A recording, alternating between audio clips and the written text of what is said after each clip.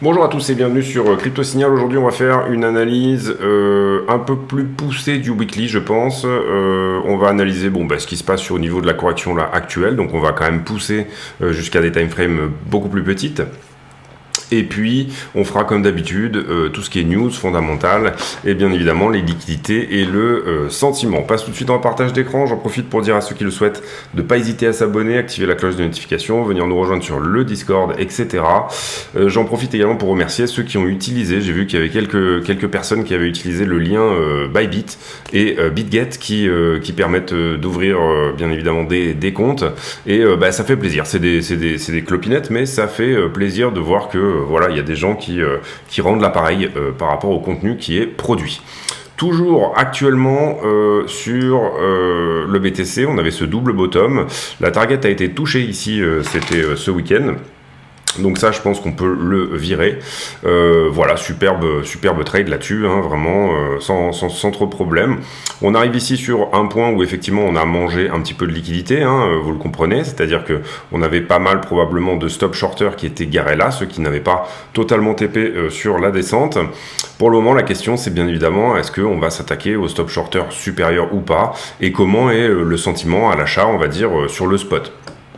Globalement, si je réduis un petit peu l'histoire et qu'on regarde un petit peu comment se construit tout ça, on est dans une zone où il faut juste commencer à faire attention, je me permets de le dire. Ça fait un moment qu'on avait parlé de ce potentiel ici biseau. Donc pour le moment, comme vous le voyez, ici on n'a que 2 points et ici on n'a que 2 points puisque j'ai aligné, on va dire, des épisodes de liquidation, mais quand on a vraiment une touche en haut, une touche en bas, etc., ce n'est qu'une figure potentielle.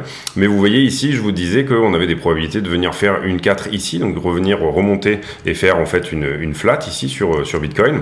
Ça n'a pas été le cas, on a dévissé à cause de FTX. Ici, on avait des très bons signaux que ça allait être le cas. Ça n'a pas été le cas, on a dévissé à cause de FTX. Est-ce qu'on n'irait pas chercher cette 4 là, ici, plus tard, en fait, c'est-à-dire faire une sorte de running, et puis ensuite éventuellement dévisser. Les élargissements comme ça, très souvent, ils font une rotation partielle. C'est-à-dire que là, si jamais on devait viser un dump, on va pas aller viser les 6 000, 7 000 $. En tout cas, ça a assez peu de chances d'arriver que ce genre de biseau se fasse vraiment proprement. Assez souvent, les élargissements se font tout simplement avec une rotation partielle au milieu pour la 5, si vous voulez. Si jamais c'était le cas, ça pourrait vouloir dire retester potentiellement le bottom. Personnellement, j'ai tracé ici cette droite orange depuis déjà un certain temps, et vous voyez qu'elle a pas mal joué dans le passé.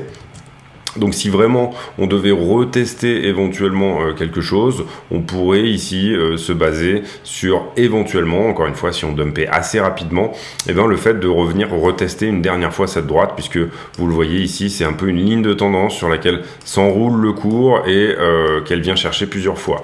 Maintenant, la bonne nouvelle, c'est que pour le moment, on est en train de s'en écarter, donc on va pas faire les rabat-joie. Et que du coup, ce type de signal est plutôt bon. Ce qui serait vraiment un très bon signal, ça serait de bien évidemment percer ce biseau. Comme ça, on pourrait éventuellement invalider la figure, même si c'est une figure bullish, on a envie qu'elle soit terminée. On a envie pas nécessairement ici, que ça s'aligne parfaitement, en tout cas sur le weekly. Et voilà, bien comprendre ici pour moi, cette droite elle est relativement importante. Donc vous prenez ici les deux plus hauts. À chaque fois, vous voyez qu'on se fait rejeter, etc. Et là, pour l'instant, on s'en extirpe. Donc prochain point d'importance pour moi, vous le voyez ici, on serait quelque part autour des 22 000 $. Voilà, est-ce qu'on va faire cette touche et se faire rejeter ou pas? Et principalement pour moi, la réponse elle est dans cette correction-là. Qu'est-ce qu'elle va nous donner en gros, et à quel moment on va toucher? Est-ce qu'on va toucher à un moment donné où il y aura de la force ou pas? Sur Ethereum, sur Bitcoin, pardon, même chose. Ici, vous le voyez, on avait ce très joli biseau. Target retour en bas de la figure, elle a été validée et plus. Et qu'est-ce que je voulais vous montrer aussi? Oui, on a un potentiel. Alors moi, je ne trade pas les bull flags aussi longs, mais on a un potentiel bull flag comme sur Ethereum. Et là, la target est bien moindre. C'est-à-dire qu'on est potentiellement même en train de la toucher. Si on prend ici le mât de ce bear flag et qu'on le reporte au point de cassure de la figure, vous voyez que ça pourrait éventuellement, donc on a cassé ici, ça pourrait éventuellement nous dire qu'on pourrait éventuellement péter ce biseau, ce qui serait plutôt une bonne chose. Donc là, vous voyez qu'on fait de la conjection de figure, mais globalement, attention à cette potentielle 4. Ici, je descends mon point de 4 et je vérifie bien que, bien évidemment, on dégage de ça par le haut. Tout ça ressemble quand même beaucoup, enfin pas mal, à une rotation partielle, cette espèce de round bottom ici, vous le voyez. Maintenant, on a pété effectivement ce bear flag, donc ça c'est une très bonne chose aussi. Et puis, du coup, on peut annuler les targets de celui-ci comme cela. Comment se fait la correction, la grosse correction, enfin, la grosse correction, j'entends correction ici parce qu'on est dans une tendance haussière au sein d'une tendance baissière. Vous comprenez que là, ici, on analyse le weekly. Si on essayait d'analyser à quel moment, vous voyez, le plus bas, il est là, qu'on essayait d'analyser éventuellement ce genre de figure, c'est-à-dire un élargissement, vous voyez qu'il se pourrait qu'on soit relativement propre. Donc, attention à ça aussi sur la correction actuelle pour éventuellement dévisser en bas. Encore une fois, je ne veux pas faire le rabat-joie, mais on est ici dans des zones où il faut faire attention. Voilà. Là, par exemple, quelque chose comme ceci. Là, vous voyez qu'on a un bon alignement des 3 points pour le coup. Et là, vous voyez qu'en dessous, pour le moment, on n'a rien. Donc, venir toucher ici sur cet élargissement une 5, encore une fois, très souvent, ils font des rotations partielles, mais venir toucher sur cet élargissement ascendant une 5 serait également un point qui pourrait nous dire, donc je vous rappelle qu'on est ascendant, donc une 4 et puis une 5. Donc, qu'est-ce que ça pourrait vouloir dire? Ça pourrait vouloir dire ici, si on valide ce type de figure, donc je vous la remets bien ici pour que vous puissiez bien comprendre. Là, on a vraiment juste aligné 2 points, d'accord? On a imaginé depuis le point bas comment on est monté, qu'est-ce qui s'est passé exactement. Vous voyez qu'on voit une droite, 2 droites, une troisième. On aurait potentiellement un retest de 4 ici. Pourquoi pas le faire? Bien évidemment, là, pour le moment, la seule certitude qu'on a, on va dire, c'est plus ou moins ces 3 points hauts. Vous voyez que celui-là ne compte pas dans le décompte, mais on a quand même ici quelque chose, une sorte de tendance. Et donc du coup, la certitude, ça serait effectivement de potentiellement péter l'autre biseau. Si jamais ce truc-là se passe très vite, c'est-à-dire que on fait ça en fait. 1, 2, 3, une très forte 4 qui reviennent ici, par exemple au retest des 17K, qui était une résistance majeure, je vous le rappelle, que les 17K servent de support et que là par contre on s'extirpe vers le haut. Il faudra bien entendu être extrêmement attentif. D'abord à une rotation partielle, c'est-à-dire que là on n'aura pas de target nécessairement pour venir chercher une 5, ça c'est la première chose. Et la deuxième chose, c'est si on fait une rotation partielle et qu'il y a cassure, là on aura effectivement une figure potentiellement validée. Et en l'occurrence, en général, quand on prend ce type de figure, on prend ici. Et je rappelle, pareil, que les 18K n'ont pas été retestés non plus. Donc c'est pareil, je ne veux pas faire le rabat-joie, mais on n'est pas ici. On reprend ici la cassure. Là, on a imaginé une cassure ici, mais ça pourrait être là. Enfin, bon, voilà. Enfin, non, ça pourrait pas être là. Il faudrait forcément un retest de cette ligne-là. Mais on retrouve cette fameuse ligne des 12 000 $. Maintenant, encore une fois, je ne veux pas faire le rabat-joie, on est sur une superbe impulsive, quelque chose qui a vraiment l'air d'être impulsive, donc du coup, on va plutôt ici, bien entendu, essayer de trouver du long dans une tendance comme ça. On essaye plutôt de trouver quelque chose, effectivement, vers le haut. On n'essaye pas tous les jours et 50 fois de suite, c'est pas l'idée. L'idée ici, c'est quand on trade, là pour le moment, vous voyez qu'on fait une temporisation, et ben moi, ce que j'ai tendance à faire, c'est jouer les figures potentiellement une par une et ne les jouer qu'une fois. Donc, voilà, on comprend aussi ici que toutes les targets de toutes les figures boules ont été atteintes. On avait également ici ce triangle ascendant, on a atteint la target, etc. Donc on a tendance à dire, bon ben maintenant, où est-ce qu'on va? Maintenant qu'on a touché effectivement toutes les targets qu'on avait potentiellement ici sous le coude, double bottom, etc. Quelles sont les prochaines targets? Est-ce que effectivement j'ai ce bull flag et que du coup on va péter toute cette histoire? Donc ce bull flag dont je vous parlais tout à l'heure, qui n'est pas extrêmement propre d'ailleurs, Parce qu'on voit qu'il y a une très grosse déviation ici, enfin très grosse, il y a une déviation, on est obligé de le voir comme ça. Est-ce qu'on va aller atteindre la target ici aux 25 000 $, puis rejet, ou alors est-ce que effectivement on va continuer là-dedans? Donc voilà, pour moi, bull flag, il fait 3 vagues, il doit toucher les 3, on aurait une A, une B, une C, avec une grosse déviation, donc ça, je trouve ça pas très propre. Si je dois aligner tout ça, je trouve ça pas très propre. En l'occurrence, si on devait considérer plutôt un élargissement,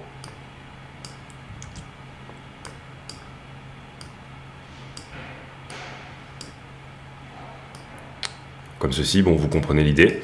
Plutôt un élargissement, alors que Ether, lui, nous fait un bull flag. Si on devait considérer un élargissement, eh ben on aurait une 2, une 3, une 4 qui pète. Une 2, 3, 4, une 4 qui pète. Donc du coup, c'est pas valide. Donc du coup, on aurait peut-être tendance ici à dire, bon, bull flag ou rien, mais en tout cas, voilà, figure relativement bull dans sa lecture. Après, j'ai parlé hier, et là on va passer aux 15 minutes. J'ai parlé hier d'un triangle potentiel. Dans la vidéo, j'ai dit j'y crois pas trop parce qu'on a quand même pas mal de liquidité en dessous. Néanmoins, moi, je l'ai tenté, puisque ça se tentait. Donc voilà, je l'ai tenté du coup à la cassure. Du coup, mon SL a été pris bien évidemment derrière, mais ça se tentait. Toujours pareil, stop loss à 2%. Et on essaye de trouver des décomptes. Et quand on les voit et qu'ils sont clairs et nets, on les prend. Donc là, moi, j'ai tenté le retest. Je me suis fait littéralement exploser au retest. C'est pas grave, c'est comme ça. Donc du coup, ça pour moi, ça peut dégager. On va garder les vagues quand même parce qu'on va faire du coup ici des nouvelles hypothèses. Ici du coup, si j'essaye d'aligner forcément ces points, vous comprenez qu'on tombe, et j'ai posé 3 scénarios le jour où on avait fait cette hausse au niveau de Bitcoin. On tombe potentiellement sur quelque chose qui ressemble à une figure bearish, c'est-à-dire désormais, vu qu'on grind un peu vers le haut, un biseau ascendant. Biseau ascendant qui doit se faire théoriquement dans ces 5 vagues. Donc pour le moment, on aurait éventuellement ici quelque chose comme suit. Une 3 comme ça, on irait chercher une 4 encore plus haut. Donc on ferait ici une accumulation. En fait, on vient grignoter à chaque fois les stops shorter pour mieux dévisser. Pour le moment, c'est pas forcément ce que me dit la liquidité. Maintenant, voilà, il faut quand même ici, on a invalidé la potentialité d'un bull flag. Ça c'est clair. Ici, on n'a pas fait notre ABC dans un bull flag plus retest ou ce genre de choses. Donc du coup, ça peut dégager. Et donc du coup, éventuellement, attention à ça aussi. Donc concrètement, comment se fait cette correction? Pour le moment, il semblerait que, on va dire, ça soit le scénario des 3 le plus bear. J'avais annoncé 3 scénarios possibles. D'abord, soit un flag ou une figure de continuation. C'est pour ça qu'on a joué ce triangle.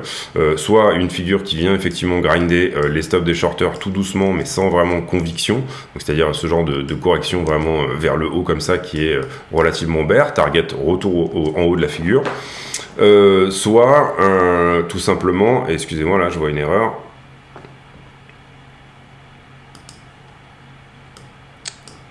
le biseau ascendant est une figure montante, donc on doit plutôt privilégier ce genre de décompte dedans.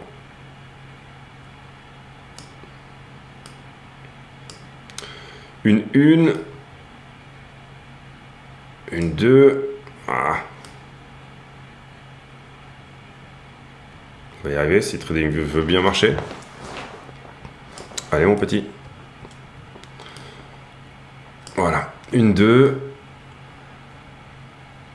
Une 3. Ici, on serait potentiellement en train de valider une 4. Et donc, qu'est-ce que ça veut dire? Ça voudrait dire potentiellement juste un dernier pump qui grind. Donc, c'est pareil, en tant que signal, là, alors ça peut grinder plus loin. En tant que signal, là, je suis obligé de vous dire, attention à cette droite-là. Ici, puisqu'on vient sortir des stops de shorter petit à petit, à chaque fois qu'on a un nouveau stop shorter, on vient le sortir. Là, vous voyez qu'on serait dans une zone d'ailleurs potentiellement plutôt bullish, puisque on pourrait éventuellement, dans un biseau qui fait rarement des rotations partielles, tenter une 5 là-dessus. Mais attention dans la zone des 21,5, etc., ce genre de choses, parce que là, si on a une validation effectivement, qu'on a un rejet et que en plus ça casse, voire ça reteste, Pour le coup, là, on aura effectivement l'information que le prix va retourner ici en bas de 2, donc à 20 200 $. Le deuxième scénario que j'avais évoqué, et pour moi c'est un peu le même, parce que 20 200 $, ça ne veut pas dire qu'on va beaucoup plus bas. C'est un peu le même, c'était un range entre 22 et 21,2, et vous verrez que si on fait ce type de figure et qu'elle ne va pas plus bas que sa target, c'est-à-dire ce genre de choses, comme ça par exemple, à la fin ça aura une tête de range selon ce qu'on fait, si derrière on fait un W par exemple, et j'avais annoncé ici, c'était pareil, c'était mon scénario en Elliott, il y avait un décompte d'Elliott qui convenait plutôt favorablement, avec effectivement, encore une fois, un range entre 21,2 et 22 avec des déviations. Là pour l'instant, les bornes de range qu'on peut avoir, et elles sont relativement intéressantes à regarder. J'essaye de speeder un peu, sinon je vais encore faire une vidéo super longue, mais il y a beaucoup de choses à dire aujourd'hui. Les bornes qu'on peut avoir et qui sont intéressantes, c'est celle-ci. On voit qu'il y a beaucoup de touches ici sur cette résistance-là, et on voit qu'il y a beaucoup de touches ici sur ce support. On a une grosse déviation dessus, une grosse déviation dessous, mais on va dire que les traders de range, ils vont plutôt avoir tendance à faire ça. Comment je vois les ranges, moi ? Donc là, bien évidemment, vous pouvez éventuellement élargir en vous disant, en fait, c'est ça qui va ranger. Vous pouvez tout à fait le faire, c'est-à-dire une espèce de grosse flat. Pour le moment, moi, je vois beaucoup de touches sur ces supports résistance, etc. Donc du coup, j'imagine que on est en train d'essayer de trouver là la résolution de quelque chose. En général, moi, comment je vois les ranges, je les vois plutôt comme des figures de continuation, c'est-à-dire si on en rentre par le bas, eh bien, on en sort par le haut. Puisque voilà, pour moi ça reste des vagues d'Elliott et des figures chartistes, encore une fois, comme je vous montrais précédemment. Néanmoins, comprenez bien que qu'est-ce qu'on pourrait faire ici, et c'est assez connu en crypto, on pourrait faire quelque chose qui s'appelle un Bart Simpson, c'est-à-dire venir en haut de quelque chose, grinder, là ici, faire ce genre de truc, et puis derrière revenir au point de départ, c'est-à-dire là en l'occurrence pour nous, à mon avis, la dernière figure qu'on peut envisager, c'est les 18,8. Je vous ai parlé aussi que les 18,2 n'avaient pas été retestés, ligne de coup de ce fameux W, donc du coup ça nous donnerait ici un fabuleux événement de liquidité, c'est-à-dire on vient shorter parce que tout le marché veut shorter, on vient chercher les shorters parce que tout le marché veut shorter, ensuite on fait un range d'indécision et ensuite on dégage vers le bas de cette histoire. En général, ces mouvements sont plutôt abrupts, donc du coup si c'est ça qui se passe, on le verra. Voilà pour ça. Donc encore une fois, voilà, possible range entre 20 et 21,2, mais ça on l'avait annoncé dès qu'on a vu cette bougie. Notamment aussi les choses qu'il faut comprendre dans ce type de contexte, et je vais là du coup essayer de vous montrer ça assez simplement. Donc on va se mettre en 4 heures. On va se mettre en 4 heures. En général, dans des mouvements assez violents comme ça, que ça soit dans le rouge ou dans le vert, on a tendance à prendre la dernière bougie. Donc là je pense que c'est la même que la daily. Ouais, c'est à peu près la même bougie. On a tendance à prendre la bougie et à dire, suite à des gros épisodes soit d'achat, soit de vente, se crée, pour temporiser, un range entre les 23,6 et les 0,786. Donc là, je l'ai pris dans le mauvais sens, excusez-moi. Donc et là vous voyez qu'effectivement on a potentiellement un range entre les on est plutôt ici entre les 0,5 et les 0,786, mais potentiellement c'est à peu près ce qu'on a sous les yeux. Ici le prix fait quoi? Il dit bon, je fais une pause, je recharge en stop soit des longueurs soit des shorters, et en fonction de ça je décide de ma décision. Donc il faudra faire attention ici bien entendu à où se trouve la liquidité, et puis également comment est le sentiment. Est-ce que les gens sont plutôt acheteurs au spot, ou est-ce qu'ils sont plutôt en train de dire non, moi je pense que ça va corriger effectivement à 18 000. Est-ce qu'on court derrière un train qui est déjà parti? Et ça serait plutôt la bonne chose en l'occurrence par rapport au spot. Donc vous avez une demande sur les perps et une demande sur le spot. Les deux analyses bien entendu doivent être différenciées. Néanmoins, les prix sont à peu près les mêmes, et c'est pour ça qu'on analyse beaucoup les spreads, qui est la différence justement du prix au spot et du prix sur les perps, pour essayer de comprendre éventuellement comment est le sentiment entre les deux. Donc voilà, important ici, vous pouvez backtester. Alors assez souvent, c'est soit un range entre 0,786 et 0,382, soit un range entre 0,618 et 0,236. On retrouve vraiment assez souvent ce type de figure. Ce type d'analyse, vous prenez la figure daily bien entendu si vous voulez analyser du daily, et vous pouvez l'utiliser en 5 minutes si vous voulez. Ce type de signal est assez révélateur. Qu'est-ce qu'on peut voir d'autre ici on va ici dégager plutôt en 30 minutes. Ici, pas vraiment de structure en double bottom. Si on avait eu un faux signal peut-être, encore que le bottom là est pas vraiment, il n'est pas suffisamment bas pour moi pour vraiment valider un double bottom. Mais vous le voyez ici par exemple sur ce genre de figure, là où on avait un W. En haut d'un mât, c'est pas très grave, c'est pas du coup du bottom, mais c'est pas très grave, c'est toujours une figure de continuation. Vous voyez que là on en casse la résistance. Et puis ensuite on revient la backtester 2 fois et puis après derrière on dégage malheureusement par le bas. Beaucoup de liquidité en dessous, c'est ce que j'avais expliqué hier également sur ce triangle. On avait beaucoup de monde, notamment sur la fin là ici, et potentiellement voilà il y avait des chances qu'on vienne les chercher. Néanmoins moi j'ai tenté le retest parce que on avait des spreads importants etc et que ça pouvait à ce stade partir, et vous comprenez ici que du coup on avait à la fois le triangle et le W. On avait ici pas mal de signaux, le retest du W, donc du coup on avait vraiment pas mal de signaux que ça pouvait être le moment de prendre un mât supplémentaire. Donc pour le moment ça semble un petit peu se calmer. Je pense que la journée boursière va être relativement déterminante, encore qu'il n'y a pas de bourse aujourd'hui, donc ça va être pour demain. Et voilà, sur Ether, sincèrement, en termes, on va dire, chartistes, l'analyse est exactement la même. Les figures sont à peu près les mêmes. Donc aujourd'hui, on va passer là-dessus. Je vais essayer de ne pas faire une vidéo trop longue. Ethereum BTC, qu'est-ce qu'on a eu? Eh bien, on a eu ici en 12 heures... on a un retour en bas de ce triangle pour le moment. Est-ce que ce triangle nous donne effectivement les potentielles 5 vagues qu'on pouvait attendre de sa part? Donc moi, quand je fais de la toute petite time frame, j'accepte pas les déviations. Et quand je fais de la grosse time frame, j'accepte plus ou moins les déviations un peu plus importantes. Néanmoins ici, vous le voyez, le triangle ascendant est une figure en montée. Là ici, on en rentre par le bas, donc pour moi, c'est pas mal.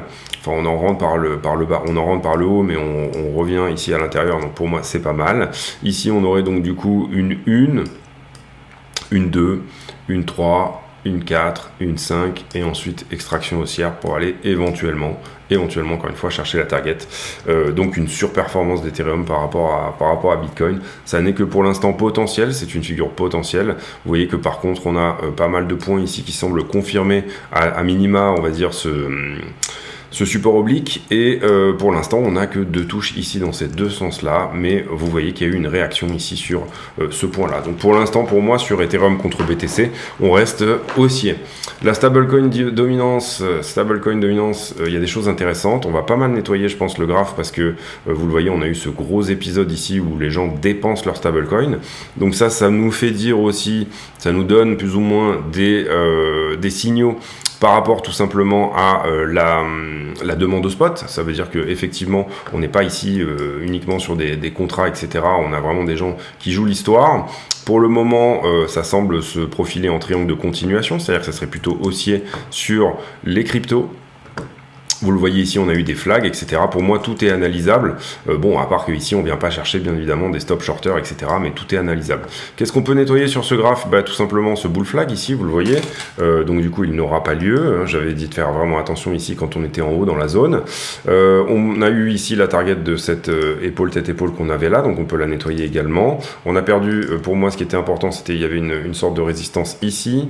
Ici, on avait, vous le voyez, un M-top avec une jolie ligne de coup. Tout était plus ou moins bien aligné, donc du coup target de ce M-top elle est ici, et on a fait notre cassure ici, donc c'est la target qu'on est en train de toucher là actuellement. Ça nous dirait encore un peu de upside pour éventuellement les cryptos. Également, on est toujours en haut d'un canal assez important. Est-ce qu'on fait un M-top ici? C'est un peu la question. Vous voyez qu'on rebondit ici et on est sur support, hein. C'est assez évident, que ici il y a quelque chose à casser. C'est pour ça que le prix temporise dessus, hein. Si jamais on repart, on revalide éventuellement ici ce support pour une éventuelle, par exemple, épaule tête épaule qui nous emmènerait encore une fois beaucoup plus bas. Donc on suivra de près ici. Moi je suis vraiment beaucoup la stablecoin dominance parce que pour moi c'est un peu notre Dixie à nous, c'est un peu notre indice du cash. Et donc du coup voilà, je fais vraiment des analyses quotidiennes dessus.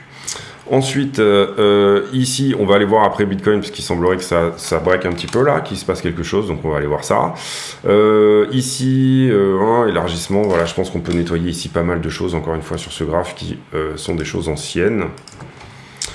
Et la question qu'on peut se poser là, encore une fois, c'est un peu toujours la même.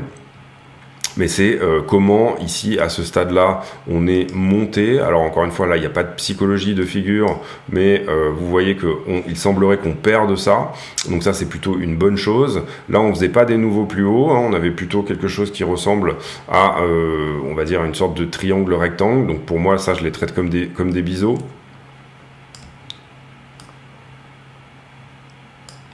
Voilà, pour le moment, attention à ne pas rebondir ici sur cette résistance et réintégrer cette figure qui est plutôt une figure qu'on va considérer comme, comment dire, bearish, puisque on a effectivement ici des plus bas qui sont... Enfin, on a un sentiment qui nous dit que de plus en plus de stablecoins restent sur le marché. Néanmoins, quand on regarde le gros... On va dire la grosse figure, vous voyez que là, on doit être en 2019 ou quelque chose comme ça.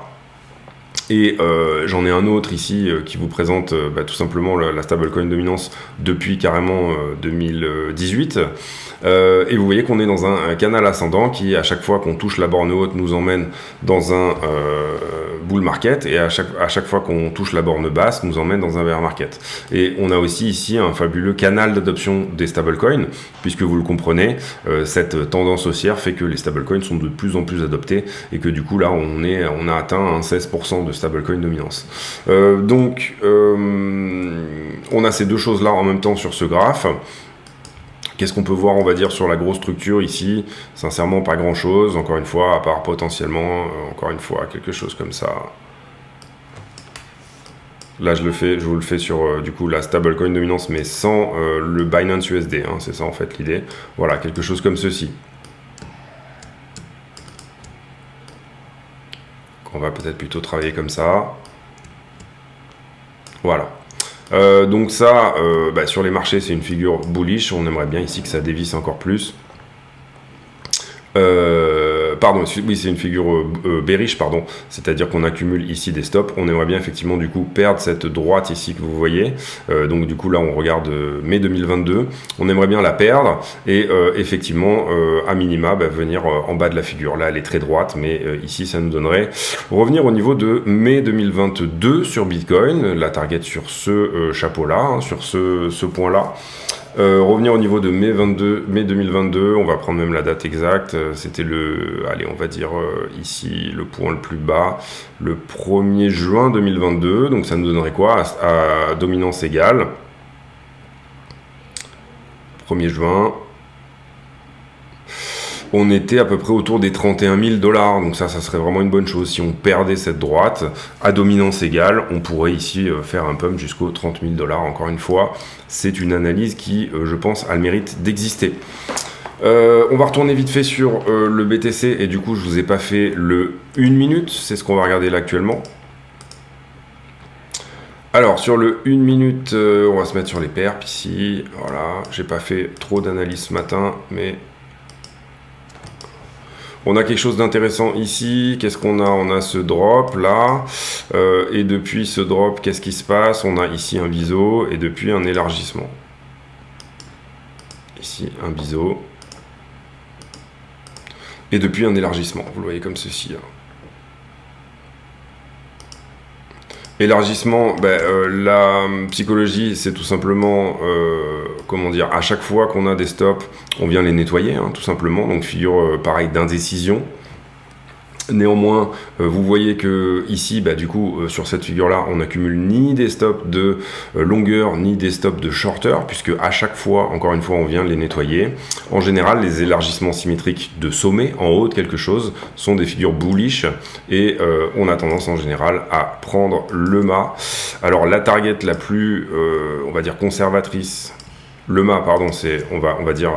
pas vraiment le mât, mais c'est l'amplitude de la figure, voilà. La target la plus conservatrice, elle consiste à dire qu'on va faire l'amplitude de la figure divisée par 2, reportée au point de cassure. Très bonne stat, je crois qu'on est autour de 90%, quelque chose comme ça.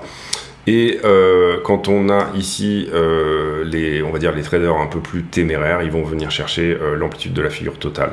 C'est-à-dire ici 21 068, donc un petit mouvement de $200 potentiel supplémentaire. Vous voyez ici en 1 minute, et j'en profite pour vous dire, n'oubliez pas de regarder les charts en 1 minute, etc. Vous apprendrez plus éventuellement en regardant comment dire le BTC évoluer sur 1 minute pendant 3 jours que de regarder le daily évoluer pendant 1 an, c'est bien évident. Vous le voyez ici, double bottom, mais qui est optimisé, il n'est pas larvé, c'est-à-dire que le bottom est malheureusement ici plus bas. C'est ça qui nous donne aussi, que nous dit l'élargissement, qui là pour le coup vient plus ou moins toucher sa target. Donc voilà, pour l'instant T, moi je dirais, il faudrait compter ici les vagues dedans, mais vous le voyez, 1, 2, 3, 4, 5, on en a déjà 5. Donc là, je pense que ça va casser haussier pour potentiellement venir chercher soit les 21 000 tout court, soit tout simplement au-dessus. En tout cas, on a des chances ici de prendre assez facilement ce top-là. Qu'est-ce que ça voudrait dire? Ça voudrait dire que on n'a pas nécessairement ici accumulé des stops. Moi, je fonctionne beaucoup comme ça, si ce n'est ceux-là qui sont des stops longueurs. Donc derrière, on peut réintégrer la figure une fois que la target est atteinte. Ça n'est pas trop ici un problème. J'ai pas les stades de continuation haussière sur un élargissement symétrique de sommet, mais je vais vous les donner, je vais les trouver. Alors, j'ai pas les stades de continuation haussière, mais j'ai les stades de sortie haussière. Et c'est une figure qui est bullish à 53%, donc c'est pas exceptionnel en termes de comment dire, ici de potentialité qu'on y aille. 47% de sortie baissière, 53% de sortie haussière. Donc bien entendu, sur ce type d'élargissement, attendre une cassure avant de éventuellement agir. On est ensuite sur les news, les nouvelles, Wall Street Journal. Visiblement, BlackRock. Ah oui, on a peut-être eu des earnings aujourd'hui. Non. Contre Goldman pour la baston sur un 60-40, c'est-à-dire en gros, est-ce que vous avez 60% d'actions, 40% de cash ou l'inverse. Ici, la Russie et l'Iran qui explorent le lancement d'une crypto-monnaie qui soit jointe et qui soit backée sur l'or. Ici, le Bitcoin qui monte à 21K, voilà, rien de bien intéressant là-dessus. La difficulté qui augmente de 10%, donc du coup ça veut dire que les mineurs rebranchent, c'est bien. On voit aussi les mineurs un petit peu se positionner à la vente sur ce mouvement, puisqu'ils ont probablement beaucoup souffert, donc du coup ils avaient probablement des échéances et ils essayent ici de profiter éventuellement de ce pump pour reprendre de la trésorerie dans des zones où c'est au-dessus de leur prix de production, bien évidemment, pour payer éventuellement quelques crédits ou autres qu'ils ont utilisés pour acheter les ASICs, les machines et compagnie. Là, toujours pareil, j'ai déjà parlé du calendrier économique de cette semaine. Comme aujourd'hui c'est férié, il n'y a pas grand-chose. Et puis, un économiste de chez Goldman qui dit que les statistiques américaines au niveau du marché de l'emploi il leur manque beaucoup de pas de démission mais de licenciements dernièrement, et donc du coup voilà, ça remet un petit peu en question cette histoire du chômage qui reste plus ou moins au plein emploi aux États-Unis. Combien on a liquidé hier? 178 millions. Une journée plutôt pas mal. On a liquidé, on va regarder ça ici, pardon. 45 millions sur Ethereum et 32 millions sur Ether, donc plus sur Bitcoin, pardon, donc plus de liquidation sur Ether que sur Bitcoin. Ici, on est en time frame 1 minute, on va faire l'analyse de liquidité comme on fait tous les jours. On avait dit ici, attention, il y a beaucoup de liquidité en dessous. On est venu prendre ici ces deux points-là et là. Qu'est-ce qui s'est passé depuis? Eh bien, il faut vraiment ici rentrer dans le détail. Ici on a été plutôt shorté, vous voyez que le funding est plutôt à la descente, mais ce point a été nettoyé. Ici on a été plutôt long, mais le point a été nettoyé également. Ici on a été plutôt shorté, mais le point a été pris. Vous voyez qu'on nettoie vraiment ici la liquidité dans les deux sens, partout là où elle est. Ici, grosse fermeture de contrat, donc c'est ça qui fait augmenter le funding. Encore qu'on doit fermer du long, donc non, c'est plutôt une augmentation même du nombre de contrats en long. Donc on avait un niveau ici de long à venir prendre, ça a été fait. Après, par ce point-là, bien évidemment. Ici, on est plutôt sur du short, hein, sur la totalité de la figure, ça a été nettoyé également. Ici, on est sur de l'ouverture de longue plus, ça a été nettoyé aussi. Ici, vous voyez que c'est la psychologie un peu d'un range, hein, c'est-à-dire qu'on va chercher la liquidité là où elle est. Là, très fort niveau sur ce moment-là de longueur, donc le prix se retourne et il vient les prendre. Et puis, pas mal de longueur également sur ce point-là qui a depuis été nettoyé pour moi également. Ici, on augmente assez fortement sur du long, toujours nettoyé. Ici, on augmente assez fortement, toujours sur du long, toujours nettoyé depuis. Hein. C'est à ça que servait cette bougie-là, tout simplement. Ici, on avait une très jolie épaule tête-épaule, hein, qui a atteint sa target très rapidement. Ensuite, là sur la descente, on serait plutôt sur de la fermeture de longue, donc c'est normal que le funding descende. J'aurais pas tendance à dire que ce top a été extrêmement shorté. Puisque derrière on a drop et effectivement, alors il faudrait aller zoomer un petit peu voilà, sur la figure, mais je pense pas que ce top a été shorté énormément. Non, on est même plutôt long ici au top, donc on va pas rajouter de points là. Ensuite, sur tout ça, on est plutôt shorté par contre. Toute cette hausse là, on est plutôt shorté, et on est plutôt shorté jusqu'à ce point là, donc celui-ci sera un point à prendre. D'accord. Ensuite, on a pris ce niveau-là sur la route.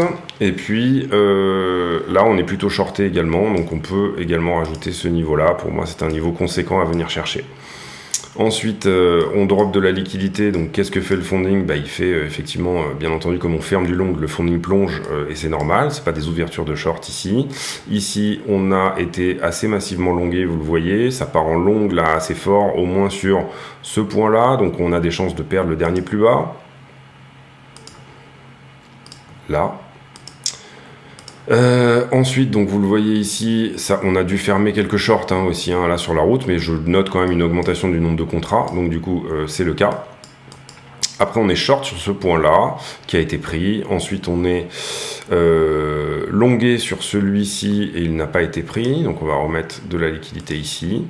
Ensuite, donc on est pas mal long jusque là et on est short à partir de là. Donc là, on a des bonnes chances de s'installer vraiment dans un range pour un petit moment, puisque à chaque fois qu'on fait des sommets, ils sont shortés. À chaque fois qu'on fait des... la question, c'est vers où on va. On va analyser ça ensemble aussi. Donc on va ici continuer quand même et terminer un petit peu toute cette figure. Globalement, là j'ai plutôt de l'ouverture de short, donc ce niveau-là pour moi est conséquent à venir chercher. On va le mettre en 2 pixels. Hop. Puisque vous le voyez, ça augmente vraiment pendant assez longtemps. Ici, assez grosse ouverture de short également. Et vous voyez que là, le prix, c'est ce qu'il est en train de faire. Hein. Il est en train de venir chercher ce niveau-là. Donc, est-ce qu'on vient prendre ce niveau-là pour mieux venir prendre celui-là pour éventuellement ensuite retenter quelque chose sur les deux autres au-dessus? Ça pourrait être un bon scénario, là, potentiellement. Là, vous voyez que pour le moment, le marché est plutôt long. Hein. On le voit ici, le funding qui s'excite un petit peu vers le haut. Latéralisation néanmoins. Latéralisation aussi. Donc, du coup, on va mettre un point à prendre en haut de chaque borne et en bas de chaque borne. Comme ça, on pense qu'on sera à peu près dans le vrai par rapport à ça. Donc voilà, on va faire ça, hop, comme ceci.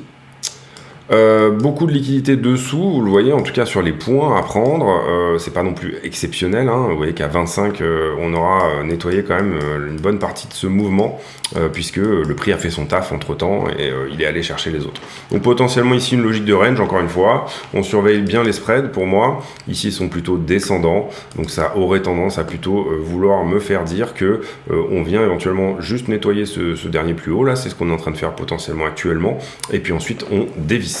Je mets en pause une petite seconde juste pour faire un truc. Ok, excusez-moi. Donc du coup, voilà pour Bitcoin. On va aller voir Ethereum.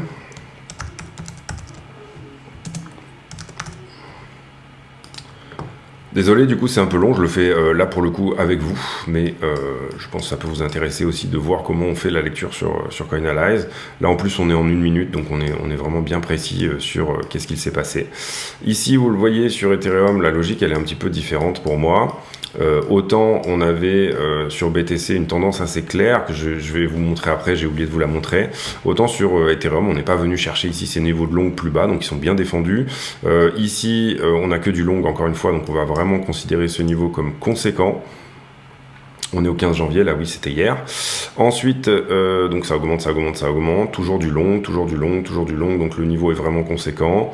Ici, ouverture de longue également. Donc on va rajouter un niveau juste là, qui pour moi est assez conséquent aussi, puisque vous voyez que le mouvement continue. Donc énormément de longues sur la zone des 1005 sur Ethereum. On pourrait vraiment tabler ici sur un retour à 1005. Néanmoins, ici ça continue au niveau des contrats et ça continue à l'ouverture et toujours sur du long. Vous comprenez que on ferme aussi du short sur la route, donc c'est la hausse du funding, elle est aussi poussée par ça. Mais là, on voit nettement une augmentation du nombre de contrats, donc il n'y a aucun problème avec ça. Là, qu'est-ce qui se passe? En faisant ce dip, on ferme beaucoup de contrats en fait. Finalement, vous le voyez. D'ailleurs, ça crée un dip sur le funding, ce dip là. Donc du coup, on peut considérer ici que c'est pas vraiment un mouvement. Ensuite, à partir de ce top là, on commence à être shorté. Donc là, le prix attendait une direction et il l'a. Et on commence à être shorté, pas qu'un peu, c'est-à-dire vous le voyez, en gros, ce mouvement-là par rapport à celui-là, c'est les mêmes, sauf que celui-là, il est très rapide. Donc qu'est-ce que fait le prix? Eh bien tout simplement, il augmente, vous voyez que le mouvement n'est pas nécessairement extrêmement naturel. Puisque tout simplement, si jamais on ferme du short, théoriquement le funding il devrait augmenter, alors que là il diminue. Donc là on sait que effectivement à ce point-là, Ether commençait à être shorté très fortement. Je ne sais pas pourquoi, mais ça a été le cas. Parce qu'il n'y a pas pour moi d'indices qui disent que voilà, il faudrait le shorter à cet endroit-là, mais bon voilà, il y a eu un réveil ici des shorters conséquents. Et là, donc du coup, on vient fermer des positions longues. On vient fermer des positions longues, mais en même temps, donc vous le voyez avec l'action de prix ici, en même temps je pense qu'il y a des prises de profit sur les shorts, parce que tout simplement on voit ici quand même le funding qui diminue considérablement. Donc on ferme des positions longues, ça veut dire que le funding doit diminuer, néanmoins il augmente, ça veut dire qu'on a recréé un point de longue substantiel qui lui-même va être pris. Vous voyez qu'ici on revient chercher eh bien, le niveau de short précédent. On revient accumuler du short en fait, et du coup on accumule également du long à partir de ce bas là. Est-ce qu'on a été shorté à partir de là? La réponse est oui, c'est pour ça que le prix est venu chercher là en bas. Ici on descend, donc on avait effectivement du short là dessus, désolé c'est un petit peu long mais voilà. Là je suis sur une pente descendante en même temps que j'ouvre des contrats, ça veut dire que c'est pareil, j'ai du short, donc là le prix short squeeze en fait tout le long, donc on va pas rajouter nécessairement un point de long à venir prendre ici, même s'il y en a certainement un. J'ai pas l'impression que ça soit le cas.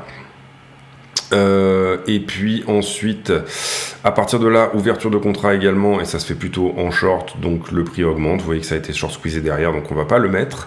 Beaucoup de fermeture de contrat sur cette zone-là, donc ça, ce sont des longues qui ferment. Théoriquement, on devrait avoir un funding qui descend, et c'est le cas. Ensuite, ici, on a cette espèce de double top qui a été fortement longué, donc le prix descend. Et puis là, vous voyez qu'on ferme pas mal de contrats sur cette chute-là. Après, on est très légèrement relongue, le niveau a été pris, enfin on va s'embêter ici, mais voilà, du coup, comme on est dans un range, voilà. Ici, augmentation de contrat, le point était plutôt long, le niveau a été pris dans les deux sens également. Ici, pareil, augmentation des contrats, on était plutôt sur un funding qui augmente, donc on était sur du long. Tout a été pris lors de cet événement-là, vous voyez une forte clôture de contrat. Quand on regarde la tendance globale, c'est ce que je vais vous montrer aussi après sur, globalement, on était plutôt longué tout le long ici, on était plutôt shorté à partir de là, et globalement effectivement c'est là que le prix s'est retourné un peu plus violemment on va dire, et puis là donc grosse fermeture de contrat, vous le voyez sur tous les longues, pourtant le funding augmente, donc on avait un point de long aussi, enfin ainsi de suite, vous comprenez l'idée ici. La question c'est est-ce que ce top là, qui je pense c'est un top local, ouais, est-ce qu'il a été shorté, donc vous voyez une augmentation du nombre de contrats ici, et vous voyez que en même temps le funding est plus ou moins à l'augmentation au début et puis ensuite à la diminution à la fin. Donc oui, on peut considérer que le top local, on va dire, a été shorté. Et on va garder ici un niveau correct de 1 pixel parce que c'est pas non plus incroyable. Pareil ici, ouverture de contrat dans les deux sens. Donc on avait du long et du short. Ouverture de contrat plus ou moins en longue. tout a été nettoyé entre temps, on va avancer assez vite. Ici par contre on voit une hausse assez substantielle du nombre de contrats. Tout ça c'est fait comment? Sur des des shorters. En même temps qu'on augmente, en fait on les liquide, ce qui peut expliquer cette baisse du funding. Et en même temps, on voit qu'il y a quand même des nouveaux contrats qui rentrent. Donc on peut se dire que du coup, ces contrats-là sont des longues. Idem, là j'ai une latéralisation de l'open interest, donc même si on descend, latéralisation des deux, donc on avait encore du long en plus, et là on drop pour nettoyer tout ce petit monde qui effectivement était rentré là-dessus. Ici vous voyez que le prix a fait son taf, puisqu'il est venu chercher ce premier gros point là de liquidation. Donc en gros, pour moi sur Ethereum, c'est plus ou moins un top shorté, mais une sorte de journée blanche. Ici on est plutôt shorté également, encore que oui, là il y a eu beaucoup de fermetures de contrats, donc c'est normal que le funding augmente. Encore qu'on clôture du long, donc non, ce bottom a été longué, excusez-moi. Tac. Normalement, on devrait pas avoir on devrait avoir une diminution hein, ici, alors qu'on a une augmentation. Donc ce top a été plutôt longué, ce bottom a été plutôt longué. Là.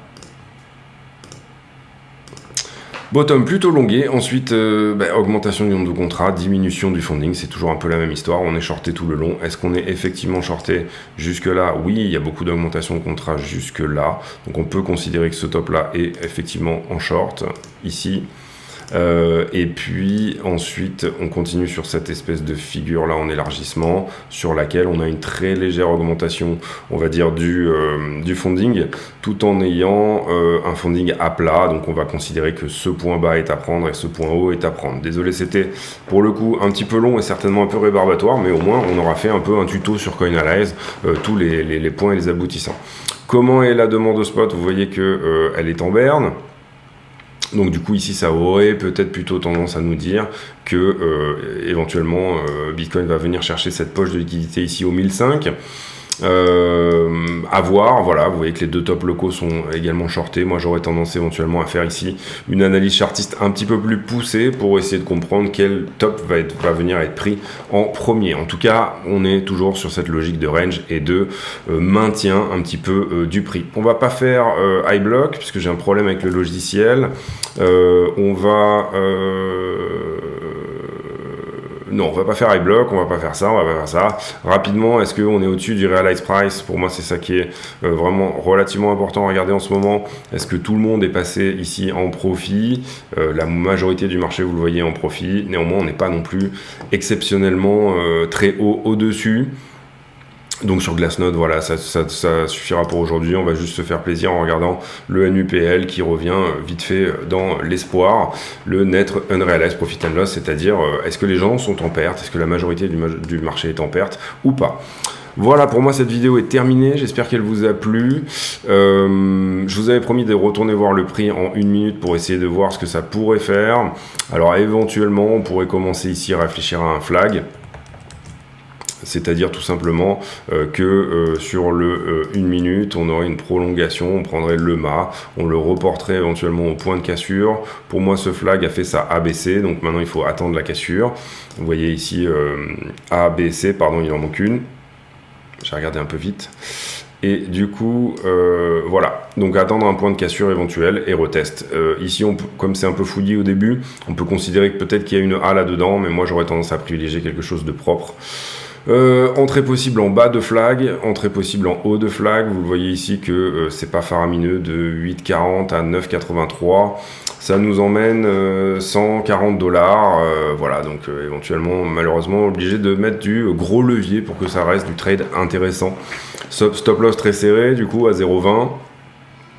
C'est-à-dire quelque chose en fait qui aurait un petit peu cette tête-là. Alors moi, personnellement, je le prendrais pas celui-là, mais c'est prenable. Pour vraiment faire un petit mouvement. Donc si vous mettez par exemple un levier neuf, comme vous pratiquez 2% de risk management et que vous mettez sur ce trade éventuellement 100% de votre capital, ça veut dire que ici vous aurez un stop loss à 0,20, donc très serré, je vous le rappelle. Le TP là ici, il sera potentiellement total, sauf à dire que la figure vous parle, la figure suivante vous parle. Donc ça voilà, c'est la grande histoire hein, du trading. Est-ce que je reste dans le trade ou est-ce que tout simplement j'en sors? Voilà, pour moi cette vidéo est terminée, j'espère qu'elle vous a plu. Si c'est le cas, n'hésitez pas à vous abonner, n'hésitez pas à utiliser les liens de la chaîne si vous êtes intéressé par des bouquins, par un abonnement sur Bybit, enfin commencer à ouvrir un compte Bybit ou BitGet ou autre. N'hésitez pas également à dire en commentaire si vous avez aimé ou pas cette vidéo. J'ai pour habitude en fin de vidéo de poser une question à la con, c'est-à-dire une question qui n'a rien à voir avec le prix du Bitcoin. Et la question du jour ici, elle sera sur votre écriture. Est-ce que vous avez une écriture de cochon? Est-ce que vous avez une écriture de docteur, j'ai envie de dire presque? Ou alors, est-ce que vous avez plutôt une bonne écriture et est-ce que vous avez une écriture lisible comme un écolier des années 40? Voilà, ça va être ça ma question du jour. Je vous souhaite à tous une très bonne journée. On se retrouve demain pour un nouveau point météo sur le Bitcoin. J'espère ne pas avoir été trop long. Ça fait encore une vidéo un petit peu longue, mais je me soigne. Je vais essayer de vraiment me soigner sur cette histoire-là. Vous voyez qu'aujourd'hui, on a fait surtout de l'analyse. Pour l'instant, on essaye de rester plutôt off-market, puisqu'on n'a pas de signaux vraiment intéressants tendanciels. Pour ceux qui veulent trader le range, bien évidemment, vous pouvez le faire, mais avec, comme d'habitude, un risk management extrêmement maîtrisé, de manière à pouvoir tout simplement tenter le plus de trades possible et éventuellement pouvoir avoir une vraie statistique sur vos réussites, etc. Effectivement développer un système de trading. L'idée ici, c'est au plus j'en fais, au plus je comprends ce qui fonctionne pour moi, ce qui marche pas, comment en général j'apprécie que tout ça se mette en place, comment j'apprécie de gérer mes trades et toutes ces choses-là. Tout ça n'appartient qu'à la personne qui le pratique. Bonne journée à tous, on se retrouve demain pour une nouvelle vidéo sur le Bitcoin. À très bientôt, ciao ciao.